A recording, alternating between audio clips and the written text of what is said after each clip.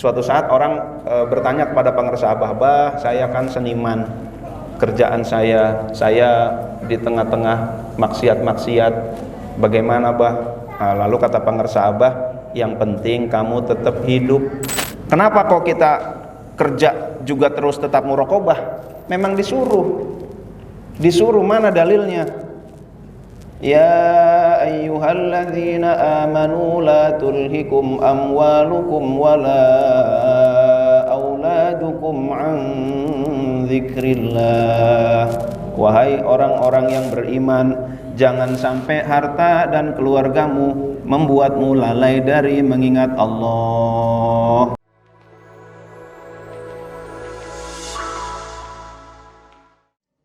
Apa itu aghyar? La tataraqqab wujudal aghyar, faraghul aghyar. Jangan menunggu kosong dari aghyar, gangguan. Aghyar itu bisa berasal dari dua kata. Aghyar itu jamak dari ghair. Ghair itu artinya selain Allah, makhluk. Jangan menunggu kosong dari makhluk di dalam hati kita ini ya, dalam qalbu kita. Aghyar juga berarti ghir, yang arti ghayyara yughayyiru, gitu kan? Mengubah, mengganggu. Jangan menunggu gangguan, jangan menunggu hal-hal yang mengubah kolbu kita. Jangan nunggu kosong, jangan nunggu entar deh baru kita bermuraqabah kepada Allah. Nah itu ya, kita ini orang-orang yang sibuk dengan kesibukan kita. Ada yang sibuk ngajar, ada yang sibuk belajar, ada yang sibuk kerja, ada yang sibuk bisnis, ada yang sibuk dengan nganggurnya. Wah, sibuk dengan nganggurnya ya, luar biasa nih. Ya Allah, itu ya, semua sibuk gitu. Sibuk dengan ngobrolnya, dengan nganggurnya, pokoknya sibuk tetap ya. Nah itu. Nah hadirin dan hadirat yang dimuliakan oleh Allah, apa itu aghyar itu? Gangguan antara lain harta. Nah ini ya, entar deh saya kalau udah nggak bisnis lagi saya baru zikir. Nah ini, entar deh kalau saya udah nggak kerja lagi pensiun baru saya aktif zikir. Nah ini jangan nunggu entar, jangan nantinya keburu mati, jangan nunggu kafan nanti keburu di kafani gitu ya, jangan nunggu engke entar keburu jadi bangke. Nah hadirin dan hadirat yang dimuliakan oleh Allah Subhanahu wa taala, entar kalau saya udah ini bisnis lagi kenceng-kencengnya nih, saya zikirnya entar dulu dah. Nah itu. Ada juga hawa nafsu, syahwat. Ada juga keluarga. Waduh, ini keluarga lagi sibuk banget gitu kan. Nanti deh kalau udah nggak kerja, nanti kalau udah sampai rumah baru saya zikir. Sampai rumah ada keluarga, gitu kan? Nah ada keluarga bisa ganggu, jadi jangan nunggu entar, udah pokoknya zikir aja gitu. Di kantor ya di kantor begitu, gara-gara gadget gitu kan, lagi seru nih sosmed, sengketa pilpres, wah luar biasa, lagi seru banget ya. Ya Allah, sosial media gitu kan, udah posting, view-nya berapa ya gitu kan. Wah, live subrek gitu kan, apa itu subscribe maksudnya gitu ya. Sosial media kita sibuk, lagi-lagi mantau, wah ini lagi seru-serunya tapi lupa zikir. Ada ambisi-ambisi pribadi, bahkan ada hobi-hobi, ini bisa menutupi kolbu kita. Jadi kata Syekh Ibnu Athaillah, jangan nunggu entar, jangan nunggu kosong dari gangguan-gangguan. Karena kalau nunggu kosongnya kapan gitu, belum tentu entar kosong juga. Bisa jadi saat itu Allah memberikan hidayah untuk memperbanyak zikir, padahal kita lagi berada di tempat kerja, begitu kan? Nah itu. Jadi jangan nunggu kosong. Kalau kata apa itu Oma Irama kan, tengoklah ke dalam sebelum bicara, singkirkan debu yang masih melekat. Singkirkan debu yang masih melekat. Itu ya. Ya. Caca Handika barusan ya. Oh iya Pak, kayaknya lebih persis Caca Handika ya, bukan Ustaz Handika ya. Ya Allah. Nah, kata beliau juga, Tuhan ada di sini, di dalam jiwa ini, berusahalah agar dia tersenyum. Ini muraqabah begitu. Apa itu muraqabah? Muraqabah adalah al-assah 'alal qalbi li'an la yakhruja min hadratillah. Muraqabah itu mengawasi kolbu agar tidak keluar dari sisi Allah. Jadi tengoklah ke dalam sebelum bicara. Singkirkan debu yang masih melekat. Barangkali habis nonton sengketa pilpres gitu ya, mengganggu kolbu kita tuh. Lalu habis nonton hobi-hobi kita, sinetron, bisa mengganggu tuh. Jadi ketika tawajuh yang keluar politisi. Nah, itu. Yang tawajuh yang keluar hobi-hobi kita. Tawajuh yang keluar musuh kita di kantor. Tawajuh yang keluar orang yang kita cintai. Tawajuh yang keluar binatang kesayangan kita. Nah, ini. Nah, itu. Nah, hadirin dan hadirat yang dimuliakan oleh Allah Subhanahu wa taala. Jadi singkat cerita, muraqabah itu mengawasi kolbu agar merasa diawasi oleh Allah. Nah, maka terjemahan bebas dari hikmah yang tadi adalah jangan menunggu hilangnya gangguan untuk muraqabah. Karena hal tersebut akan memutus muraqabah yang sudah Allah anugerahkan kepadamu. Nah, ini nanti saya akan sedikit sampaikan ya. Kenapa kok kita kerja juga terus tetap muraqabah? Memang disuruh, mana dalilnya? Ya ayyuhalladzina amanu la tulhikum amwalukum wala auladukum an dzikrillah. Wahai orang-orang yang beriman, jangan sampai harta dan keluargamu membuatmu lalai dari mengingat Allah. Selanjutnya ayat berikutnya, wa may yaf'al dzalika fa ulaika humul khasirun. Siapa yang melakukan itu, merekalah orang-orang yang rugi. Nah, itu ya. Jadi memang Allah perintahkan dalam kerja itu sambil ingat. Kerja itu sambil muraqabah. Itu. Kerja itu sambil memantau kolbu kita. Lupa enggak nih? Nah, sambil itu tuh. Nah, kerja itu. Disuruhnya begitu. Jangan sampai pekerjaanmu sampai membuat kamu lupa dari mengingat Allah. Tuh, berat kan? Berat ini. Maka supaya ingat terus bagaimana? Zikir jahrinya kudu banyak. Kalau zikir jahrinya dikit, wah ini berat. Karena ketika zikir jahri banyak, ibarat kipas-kipas nih banyak. Kipas-kipas areng, satenya dek, gitu kan? Wah, di kipas-kipas. Kalau zikir banyak nih membara, arengnya membara. Ketika zikir jahrinya udah dilepas, ini baranya masih ada. Itu. Nah, jadi bagaimana caranya supaya dalam kerja itu bisa sambil zikir? Zikirnya kudu banyak. Maka di dalam i'tikaf ini dilatih zikirnya banyak. Nah, itu ya. Ini adalah latihan kita malam-malam ini kita latihan malam-malam ganjil, datang ke TKN Center. Supaya apa? Kita punya habit zikir banyak. Itu. Jadi kalau kita biasa 165, ya 165 terus. Udah gitu 165 yang khusyuk 10%, 16,5. Itu ya. Ya kalau zikir 1000, tadi zikirnya berapa ya, Ustaz? Tadi saya agak telat tuh. 2000 ya? Masya Allah. Ini kita dilatih untuk zikir 2000. Besok lagi 2 hari yang akan datang kita zikir lagi 2000. Suatu saat zikir 1000 itu nggak terasa banyak. Nah, itu. Kita biasa ngipas-ngipas banyak nih. Totonya ngipas 1000 itu sedikit. Nah, itu. Itulah yang dilakukan dalam i'tikaf. Kita bersyukur ya pada Allah Subhanahu wa taala. Memang i'tikaf paling bagi saya ya. I'tikaf paling enak ya i'tikaf di TKN Center lah sebenarnya ya. Ya Allah, ini menunya ini udah paling pas dah kalau buat kita. Susah nyari mau di masjid mana gitu ya. Namanya kita TKN, yang paling cocok ya menunya menu ini. Yang perbanyak zikir, habis itu ceramahnya gak usah banyak-banyak gitu kan, cukup 3 jam gitu ya. Ya, ditinggal tidur gitu ya. Habis itu hataman yang panjang. Nah, ini nih, ngangenin ini. Zikir yang begini nih ngangenin nih. Nah, kita bersyukur LDTKN mengadakan itikaf yang menunya komposisinya seperti ini nih. Nah, itu ya, bagus sekali.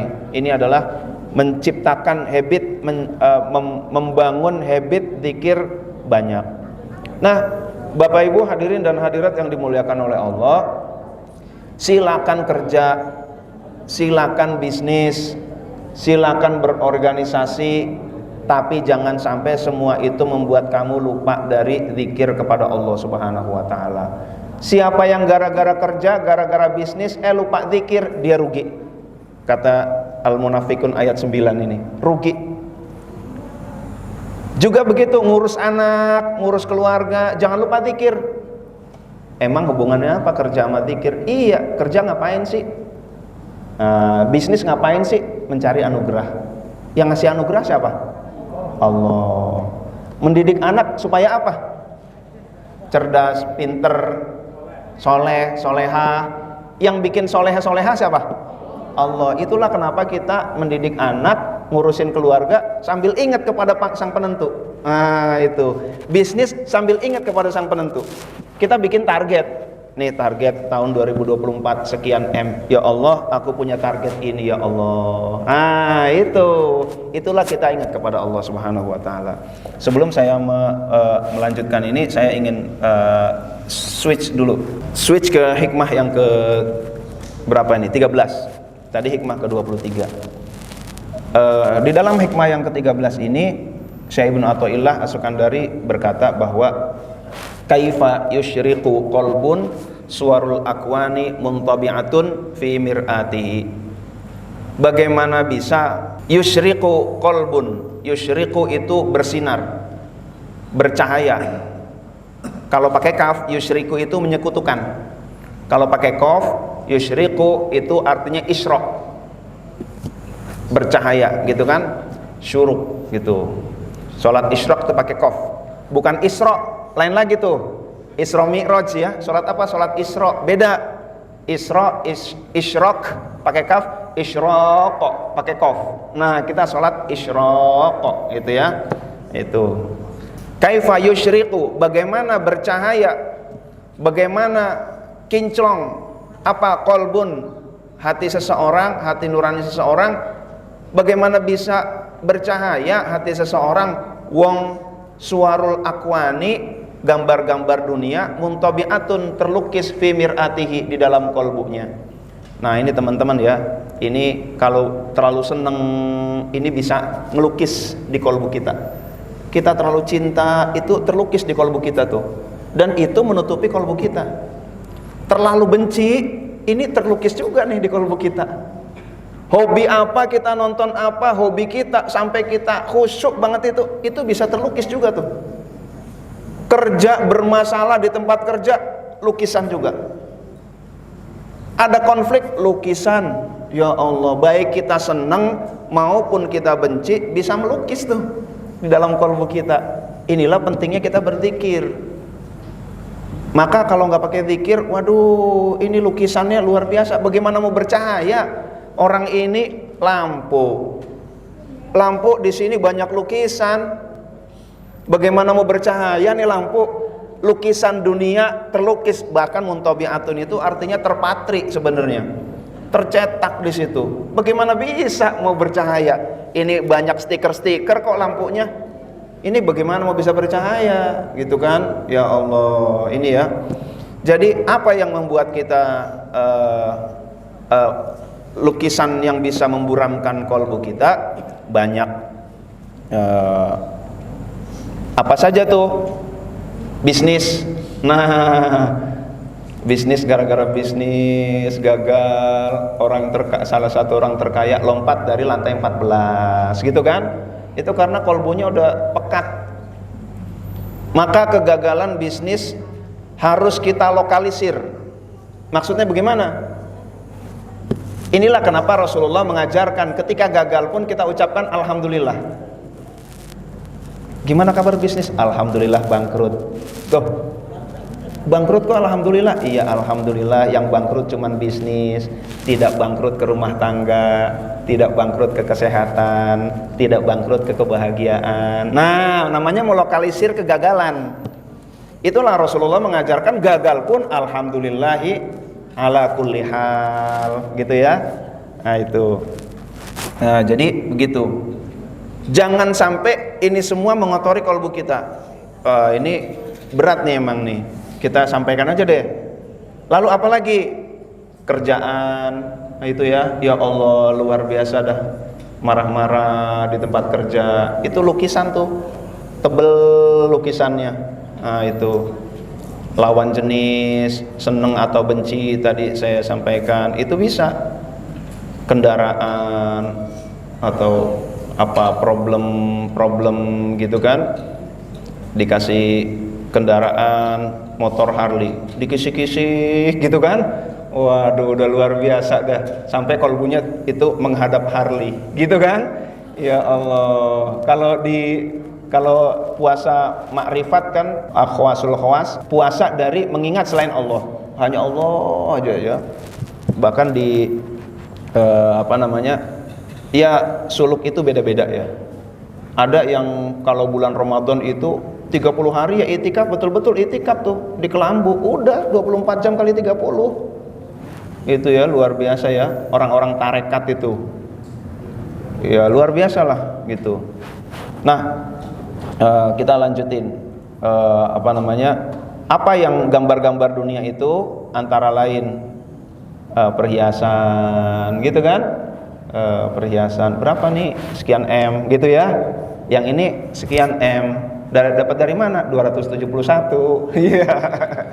Ya Allah, itu ya. Ya Allah, hobi bisa begitu tuh. Saya pernah suatu saat beli mobil baru ya, mobil masih lalu saya kisik-kisik, udah hampir maghrib, lalu saya masih di sono, masih di Lampangan, udah adzan, masih di lapangan juga tuh, masih di maghrib. Bapak saya marah-marah, ini setan, kata bapak saya begitu. Mobil dibilang setan. Wah, udah maghrib masih ngurusin mobil. Oh iya. Langsung saya pulang gitu kan. Tuh, itu hobi, kendaraan, harta itu bisa jadi setan. Nah itu, ya Allah, berat nih, berat. Nah, saya sering kesetanan gitu ya. Ya Allah. HP, handphone, konten gitu kan. Ya Allah ya, pokoknya apapun yang kita tonton, kalau kita khusyuk itu bisa melukis di kolbu kita. Termasuk pujian-pujian. Orang muji sekali, kita ngulang-ulang terus gitu kan. Itu ngelukis tuh. Hebat banget dia gitu ya. Dia puji sekali, kita ulang-ulang terus. Termasuk dimarahin orang sekali, kita ngulang-ulang terus. Kalau kata Pak Asep cerita tuh, ada orang dipanggil sama pimpinannya. Pas dipanggil, sini, duduk. Ada 2 orang. Lalu dia gebrak meja, pimpinannya gebrak meja sampai mejanya ini pecah. Dia gebrak meja gitu kan, keluar kamu. Wah gitu kan. Ini contoh ya. Saya nggak marah-marah ya. Iya, untung nggak tumpah. Saya sengaja nggak di laptop ya, laptopnya pecah ntar. Kamu nggak berguna, gitu kan? Wah, akhirnya apa yang terjadi? 2 orang ini keluar. Orang pertama, biasa, bos giliran rugi pasti cari kambing hitam. Biarin, biasa aja udah. Emang dia orangnya begitu. Orang kedua, keluar kamu nggak berguna. Diulang-ulangi lagi, keluar kamu nggak berguna. Dimarahinnya tadi berapa kali oleh bos? Sekali. Lalu dia ulang-ulang terus, keluar kamu nggak berguna. Ya Allah, saya udah kerja lama-lama di sini dibilang nggak berguna, saya disuruh keluar gitu ya. Di depan laptop dia nggak bisa ngapa-ngapain. Itu diulang-ulang terus tuh, keluar kamu nggak berguna, keluar kamu nggak berguna, gitu kan? Sampai jalan, keluar kamu nggak berguna. Akhirnya wiridannya itu, zikir kopinya gitu kan? Ya Allah, zikir kopinya keomelan.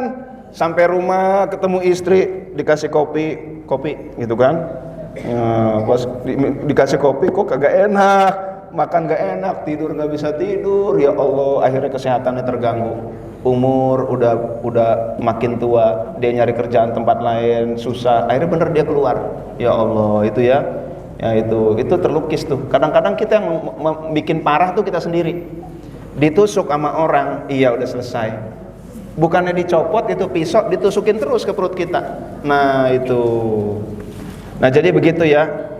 Maka kita diperintah untuk banyak zikir tuh seperti itu, supaya kita terisolasi dari gambar-gambar. Inilah yang saya sebut dengan kerja tanpa hati. Ada orang bilang kerja dengan hati, saya enggak, kerja tanpa hati. Maksudnya bagaimana? Kerja dengan hati berarti kerja dengan hati. Hati ini nempel dengan kerja. Ini bisa ganggu nih.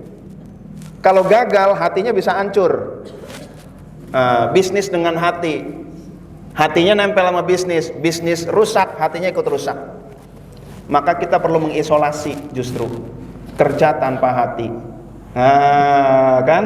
Tapi ini dalam arti yang berbeda ya, dalam arti yang berbeda. Kerja tanpa hati maksudnya apa? Kerja aja, hati bersama Allah. Itulah la tulhikum amwalukum wala auladukum an dzikrillah. Silakan kamu kerja, silakan kamu bisnis, silakan kamu ngurusin keluarga, tapi hati kamu bersama Allah.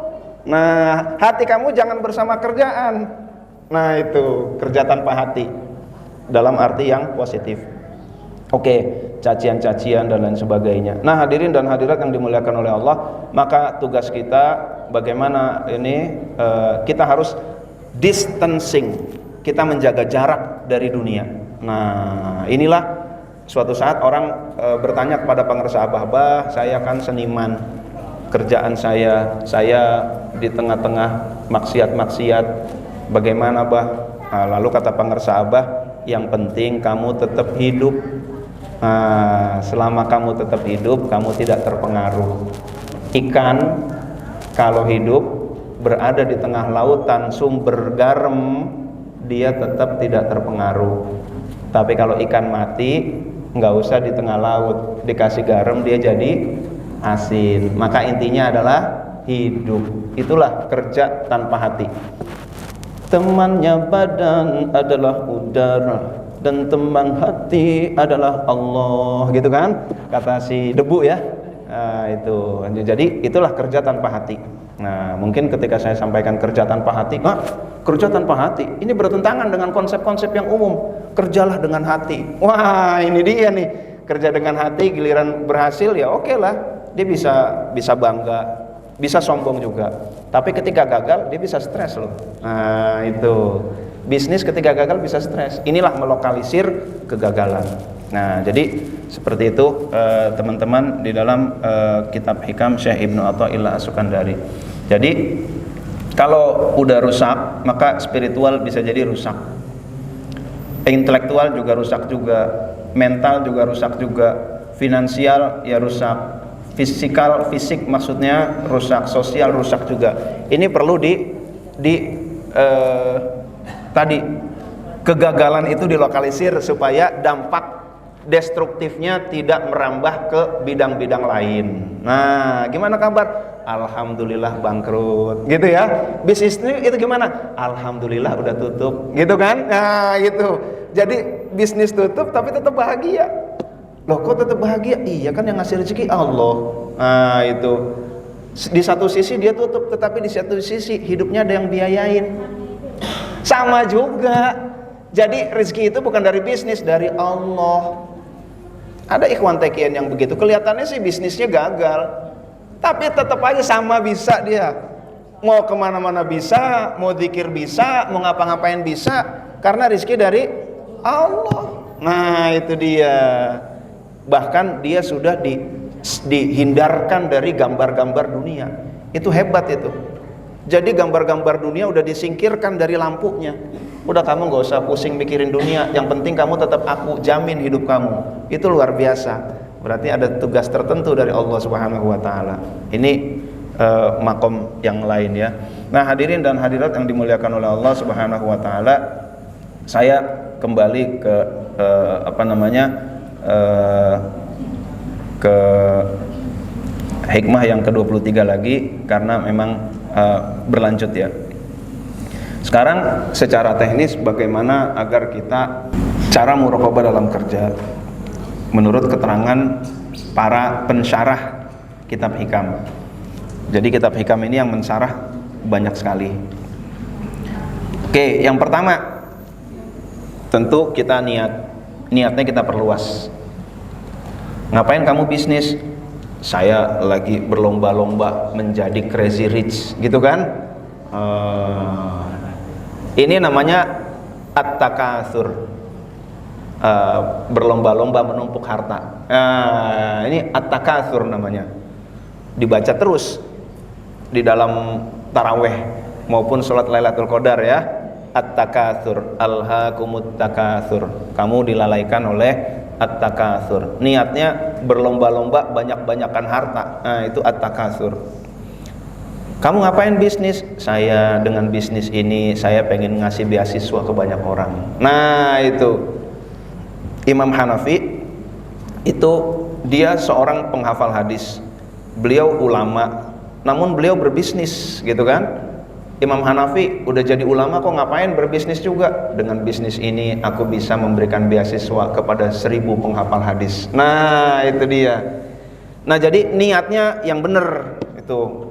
Niatnya dikaitkan dengan Allah. Nah, itu cara muraqabah dalam kerja. Jadi niatnya harus ada ilahi anta maksudi waridhaka matlubi a'tini mahabbataka wa ma'rifatak. Jadi niatnya bisnis kerja dalam rangka mencari ridha Allah, dalam rangka cara mendapatkan mahabbah dan makrifat kepada Allah.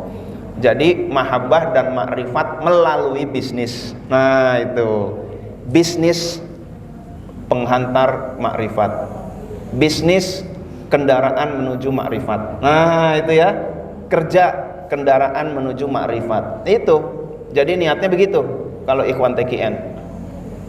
Lalu tentu kita gunakan basmalah. Bismillahirrahmanirrahim. Basmalah artinya apa? Saya melakukan ini atas nama Allah. Nah, itu. Saya melakukan ini atas nama Allah. Kalau udah atas nama Allah itu kerjanya benar. Karena dia mewakili Allah. Itu mewakili Allah di muka bumi. Kerja sebaik-baiknya tentunya. Karena dia mewakili Allah. Allah Maha baik. Masa mewakili Allah compang-camping kerjanya ibaratnya gitu ya, asal-asalan. Loh, ente mewakili Allah loh, gitu kan? Wah, itu. Lalu berdoa, dia target-target kita doakan. Ini muraqabah ya, langkah awal. 7 langkah muraqabah dalam kerja. 1. Tapi banyak ya. Jadi saya jadiin 1 aja lah. Niat, basmalah, doa. Ada seorang ahli maksiat. Dia maksiat ini udah hatam 30 juz.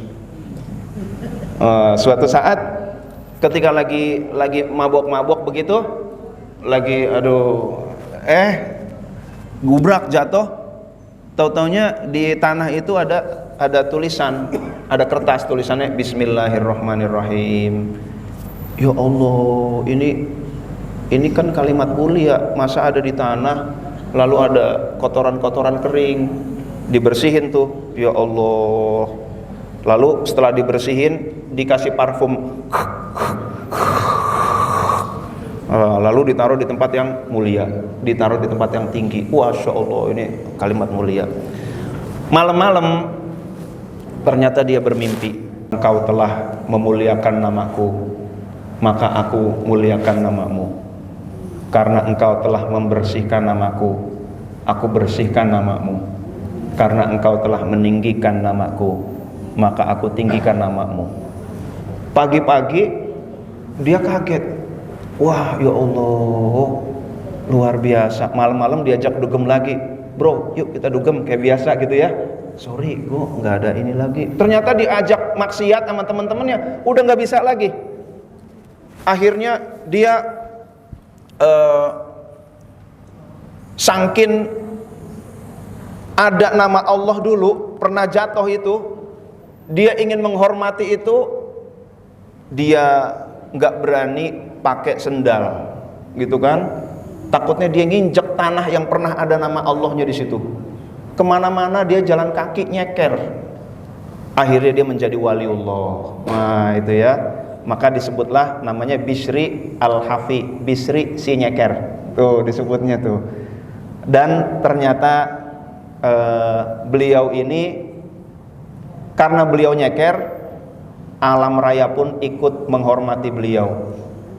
Kuda, kambing, kebo, sapi, nggak ada yang berani di jalan, takut diinjek sama Bisri al-Hafi.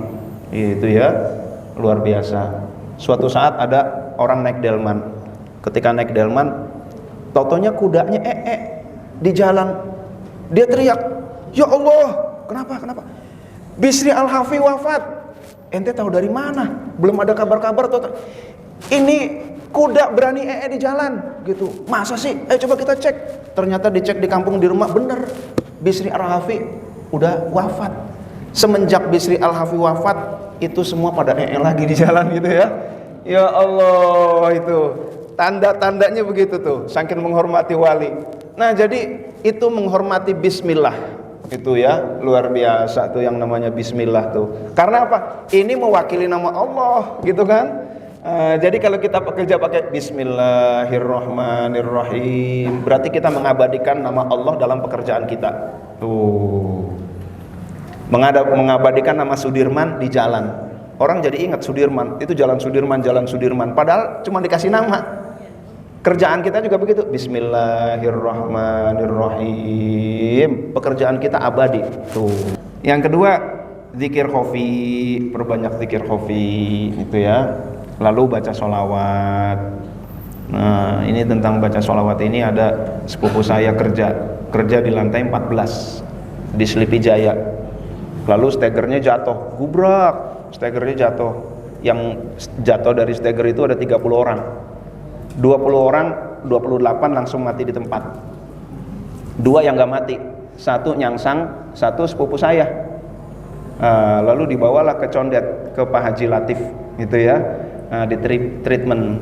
Menurut orang-orang ini di atas kertas pilihannya 2, mati atau gila, gitu ya, karena gegar otak. Bapak Ibu kalau disuruh pilih mati atau gila, pilih mana ya? Pilih mati ya. Ya Allah, ini mati atau gila, tapi di treatment gitu. Ternyata mati enggak, gila enggak, sampai sekarang masih hidup. Ternyata setelah diselidiki ya, itu dia kerja, dia banyak baca sholawat. Nah itu, apalagi kita sholawatnya dapat ijazah ya, sholawat Bani Hashim gitu ya, maka dikit-dikit Bani Hashim gitu kan. Kalau Ikhwan TKN ketahuan dah, kalau ada juglakan polisi tidur, illallah gitu kan. Kalau enggak yang Bani Hashim lah gitu ya. Jadi kalau pura-pura jadi orang Kristen ini enggak kepake nih gitu ya. Ntar ada juglakan illallah gitu, susah nyarunya. Oke. Yang berikutnya, jauhi maksiat. Karena apa? Kita kerja kan sambil memantau kolbu kita, mengawasi kolbu agar selalu merasa diawasi oleh Allah. Nah ini dia nih. Yang keempat adalah istikharah. Kalau kita kerjaan itu isinya kan decision making ya, apalagi yang levelnya udah tinggi. Makin tinggi kerjaannya, fisiknya makin dikit, tapi mikirnya makin banyak. Resikonya, dampaknya makin luas. Maka bos itu pusing, capeknya bukan capek fisik, tapi capek decision making beserta buntut-buntut dampak-dampaknya. Ya Allah, itu bisa lebih capek daripada capek fisik. Nah maka disitulah istikharah. Pagi kita sholat isyraq, isti'adzah, istikharah gitu kan. Ya Allah aku mau kerja gitu kan, nanti mau buat decision making gitu kan. Istikharah dulu. Nah selanjutnya ini fitur yang dimiliki oleh seorang ikhwan tarekat, yaitu robitoh. Nah ini kalau bukan ikhwan tarekat, fitur ini belum tentu ada, itu ya, robitoh. Nah ini luar biasa lah. Inilah cara kita untuk distancing. Kita kerja tanpa hati, kerja tapi ada lapisan sehingga hal-hal yang berpotensi mengganggu itu tidak masuk ke kolbu kita. Ini ada lapisan nih. Kita robito itu sebenarnya adalah self spiritual distancing. Secara distancing, secara spiritual kita menjaga jarak dari pekerjaan kita. Jadi orang yang robito dimarahin nggak berpengaruh ya, dipuji nggak berpengaruh bagi dia. Mau diapa-apain nggak berpengaruh, dia lagi robito gitu ya. Dia berada pada sebuah katakanlah pelindung. Itu nggak ada yang bisa mempengaruhi dia. Film mau seru apa kalau robito nggak bisa. Bola apa Indonesia lawan Vietnam gitu ya, dia robito, Indonesia kalah biasa aja gitu kan. Sinetron Bidadari Surgaku gitu kan, meskipun itu siapa tuh Sakinah gitu ya, disakiti nggak, tetap dia kalau robito itu. Ini ada spiritual distancing. Ini luar biasa nih fitur nih. Inilah kita bersyukur kepada Allah. Jadi kalau robito itu itulah cara guru melindungi kita ya, robito. Masya Allah, ini enak nih muraqabah dalam kerja. Mudah-mudahan Allah beri kita taufik dan hidayah sehingga kita selalu bersama beliau. Oke. Lalu menjaga wudhu. Jenderal Sudirman salah satu kesaktian beliau itu adalah beliau menjaga wudhu. Nah itu luar biasa ya. Tentara aja jaga wudhu gitu kan. Wah itu. Ini paling di sini yang jaga wudhu Pak Hamzah gitu ya, Pak Awan. Nah ini tentara-tentara banyak AL di sini ya. Ini termasuk yang bicara nih AL juga ya, Abdul Latif nih. Sesama AL dilarang saling mendahului kan. Oke. Jadi jaga wudhu itu, masya Allah. Ada batal wudhu lagi. Ini bercahaya itu. Lalu sholat tentunya, giliran waktu sholat, lalu zikir la ilaha illallah, la ilaha illallah, la ilaha illallah. Bahwa di waktu sholat nggak bisa banyak-banyak, ya udah 165 nggak apa-apa gitu kan. Tapi saat bisa ya banyakin lah gitu kan. Habis subuh ya banyak, habis isya ya banyak. Ada seorang pengusaha, karyawannya lebih dari 1000, dia punya cabang lebih dari 130 cabang. Wah ini banyak lah, luar biasa, asetnya udah luar biasa. Dia kalau subuh zikirnya itu 2000 gitu ya. Karena kenapa? Kalau zuhur asar paling bisanya 165. Jadi 165 itu maintenance. Bahasa pengersa Abah kalau 165 baru nasinya doang. Orang kalau makan nasi doang kira-kira gemuk apa kurus? Kurus. Sehat apa enggak kira-kira? Ya kalau mau begitu-begitu aja zikirnya 165 aja terus. Enggak gemuk-gemuk rohani kita. Itu. Kalau mau gemuk gimana? Ya tambahin lah. Kalau kata pengarsa begitu, bukan 165 ya. Ijazah dari beliau minimal 165. Makin banyak makin bagus, jangan diambil 165-nya doang. Gitu kata pengarsa 165. Udah 165 aja, jangan lebih. Minimal 165 gitu. Ada minimalnya. Makin banyak makin bagus. Berarti bagusan 165 lebih banyak. Lebih banyak. Ya itu, biar gemuk rohaninya. Oke, jadi begitu. Nah hadirin dan hadirat yang dimuliakan oleh Allah, setelah selesai, oh iya puasa juga, puasa dalam keadaan bekerja itu luar biasa.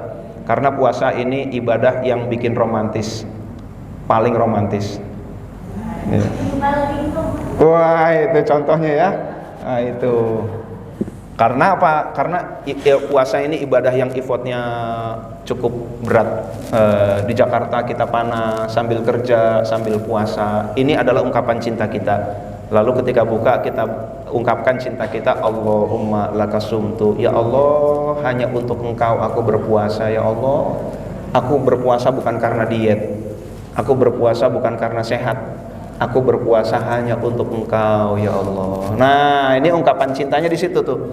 Jadi kalau mengungkapkan cinta ada effort tertentu, ini romantis. Romantis itu kalau upayanya berat, susah dan akhirnya mendapatkan cintanya, itu baru romantis.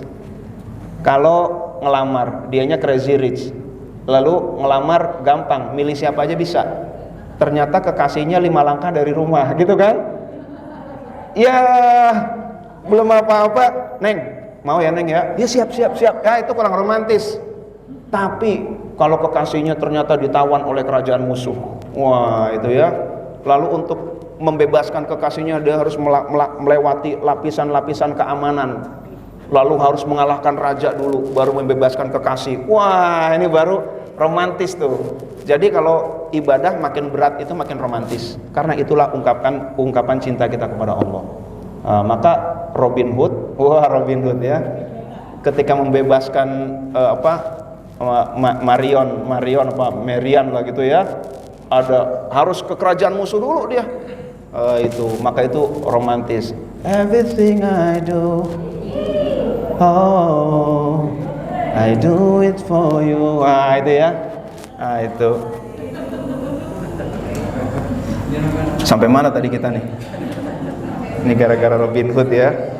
Wah, itu luar biasa tuh romantisnya. Kata ceweknya, wah luar biasa nih kekasihku ya. Wah, halangan, rintangan, gangguan, ancaman, hambatan semua dilibas. Baik, wah pokoknya luar biasa dah ya. Nah, itu romantis. Puasa juga begitu. Al-ajru biqadri ta'ab, ganjaran itu sesuai dengan kadar kepayahan. Maka semakin payah itu sebenarnya ganjarannya makin tinggi. Tapi saya sendiri belum tentu bisa. Ada guru saya namanya Kiai Nur Muhammad Iskandar. Beliau berpuasa, puasa Daudnya nggak lama-lama, cuman 40 tahun. Puasa Daud 40 tahun. Saya belum ketemu lagi tuh yang kayak beliau. Suatu saat beliau sakit jantung, disuruh minum obat sama dokter. Pak Kiai minum obat, Pak Kiai. Oh, saya lagi puasa. Pak Kiai, ini jam segini harus minum obat loh Pak Kiai. Enggak, saya pilih puasa aja. Pak Kiai, mohon maaf Pak Kiai, kalau Pak Kiai nggak minum obat ini bisa mengancam, ini masalah nyawa juga Pak Kiai. Saya mendingan mati dalam keadaan puasa, kata beliau gitu ya. Saya mati dalam keadaan mengungkapkan cintaku kepada Allah Subhanahu wa taala. Masya Allah, itu ya.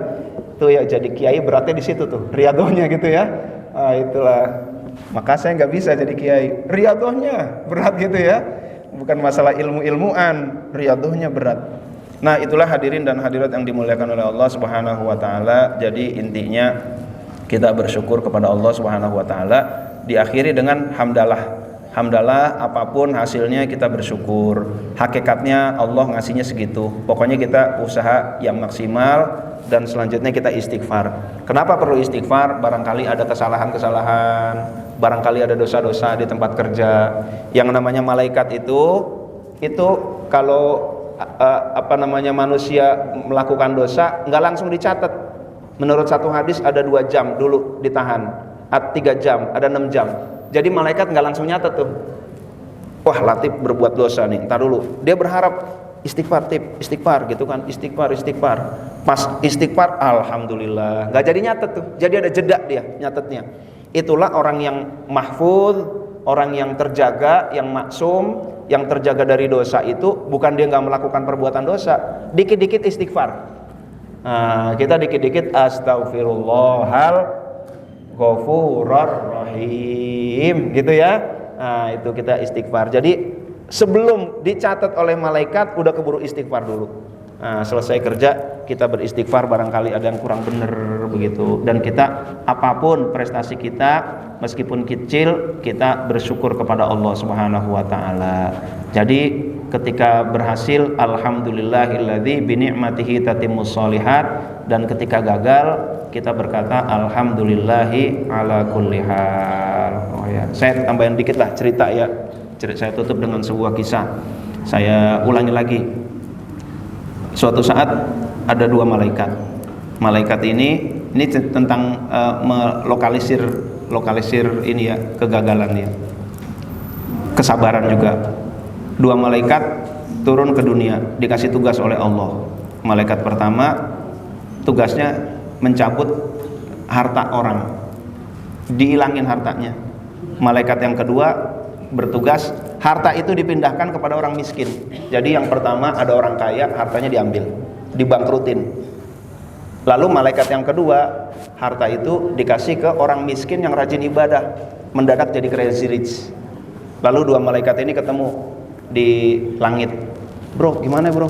Ente kemarin tugas apa? Iya, saya tugas ini menghilangkan harta orang kaya mendadak miskin. Kalau ente gimana? Oh, kalau saya itu harta yang ente ambil itu saya kasih ke itu orang miskin yang ahli ibadah dan dia jadi crazy rich, kaya mendadak. Oh gitu ya, iya unik ya, luar biasa. Kata malaikat Ridwan, bro, entar dulu. ente cerita unik. Nah, saya punya cerita yang lebih indah lagi. Apa tuh?